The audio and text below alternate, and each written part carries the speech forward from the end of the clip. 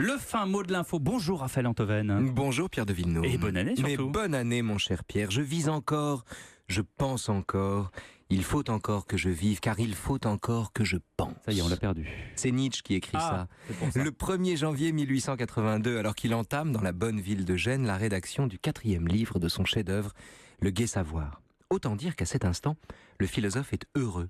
Tellement heureux d'ailleurs qu'il cède à une tentation dont lui-même délivre abondamment l'antidote. Quelle tentation. La tentation tellement banale, Pierre, de la table rase. La tentation de croire que tout Tabula recommence. rasa. Mais oui, la tentation de croire que tout recommence un 1er janvier. Or, Nietzsche ne voit pas les choses comme ça. En général, le monde est rarement tout net, les choses sont rarement vierges, tout est toujours déjà mélangé. Mais Nietzsche a aussi la faiblesse, parfois, sous l'effet du bonheur qu'il connaît si peu, de croire que les débuts existent et qu'à l'aube de l'année, il faut, comme il dit, permettre à tout le monde d'exprimer son désir et sa pensée la plus chère. Ah oui, d'accord, mais quel est son désir à lui? Ah, son désir à lui, Pierre, sa pensée la plus chère, qui sera pour lui la raison, la garantie et la douceur de vivre, c'est de considérer comme la beauté ce qu'il y a de nécessaire dans les choses. Et ça veut dire quoi? Ça veut dire que le monde n'a aucun sens et qu'il n'est pas là pour nous faire plaisir, mais que tout ce qui existe est absolument nécessaire puisque ça existe, contrairement à Dieu. Et que ce n'est pas la beauté qui est belle, mais l'existence elle-même, dans son ensemble, comme en chacun de ses détails. De cette toile d'araignée au sillon aérien que trace le clair de lune entre les arbres, ce sont des exemples de Nietzsche, tout ça s'explique, mais rien n'a de sens, et pour cette raison, tout est beau.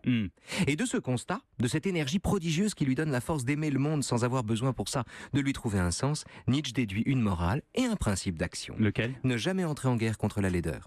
Trouver la douleur plus intéressante que douloureuse. Ne jamais accuser personne, pas même les accusateurs.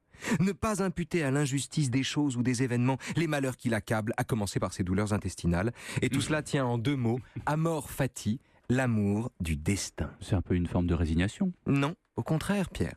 C'est une formule affirmative. L'amour du destin n'est pas de se résigner, mais d'y consentir, ce qui n'a rien à voir. D'y consentir, c'est-à-dire de dire oui à ce qui ne dépend pas de soi, au lieu de se lamenter et d'ajouter ainsi du malheur à la peine. Et d'aimer les êtres et les instants, qu'ils soient aimables et qu'on les glorifie, ou qu'ils soient détestables et qu'on les dissèque. L'amour du destin n'est pas une façon de se plier devant la nécessité, mais d'éprouver la nécessité, d'épouser ses commandements et de conquérir en retour la force de changer la vie. Et le fin mot de l'info? L'énergie vaut mieux que l'espoir. Merci Raphaël Antoven, à Bonne demain. année. À demain.